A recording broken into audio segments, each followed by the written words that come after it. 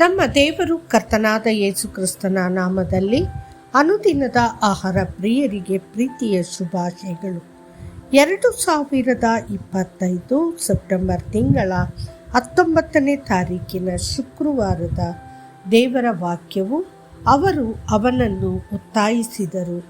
ಬೆಳಗಾಗುವಾಗ ದೇವದೂತರು ಲೋಟನನ್ನು ಬೇಗನೆ ಕರೆದುಕೊಂಡು ಹೋಗಿ, ಎದ್ದೇಳು, ನಿನ್ನ ಹೆಂಡತಿಯನ್ನು, ಇಲ್ಲಿರುವ ನಿನ್ನ 2 ಹೆಣ್ಣು ಮಕ್ಕಳನ್ನು ಕರೆದುಕೊಂಡು ಬಾ, ಆದರೆ ನೀನು ಪಟ್ಟಣದ ಶಿಕ್ಷೆಯಲ್ಲಿ ನಾಶವಾಗಬಾರದು ಎಂದು ಹೇಳಿದರು.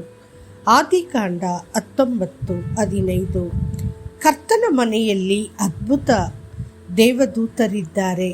ನಿಮ್ಮನ್ನು ಪ್ರೀತಿಸುವ ದಯಾಳು ಕರ್ತನು ತನ್ನ ದೂತರನ್ನು ನಿಮಗೆ ಸೇವೆ ಸಲ್ಲಿಸುವ ಆತ್ಮಗಳಾಗಿ ಕೊಟ್ಟಿದ್ದಾನೆ. ಇಬ್ರಿಯರಿಗೆ 1:14.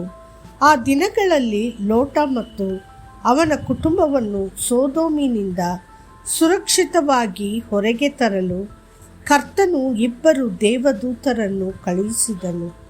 ಇಂದಿಗೂ ಸಹ ದೇವರ ದೂತರು ನಿಮ್ಮನ್ನು ಆವರಿಸಲು ಮತ್ತು ರಕ್ಷಿಸಲು ತಮ್ಮ ಕೈಗಳನ್ನು ಚಾಚುವುದನ್ನು ನೋಡಲು ನಿಮ್ಮ ನಂಬಿಕೆಯ ಕಣ್ಣುಗಳು ತೆರೆಯಲ್ಪಡಲಿ.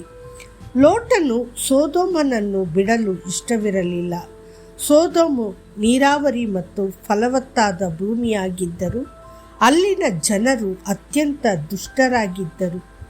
ಸತ್ಯವೇದವು ಹೇಳುತ್ತದೆ, ಏಕೆಂದರೆ ಸೊದೋಮ ಮತ್ತು ಗೊಮೋರಗಳ ವಿರುದ್ಧದ ಕೂಗು ದೊಡ್ಡದಾಗಿದೆ ಮತ್ತು ಅವು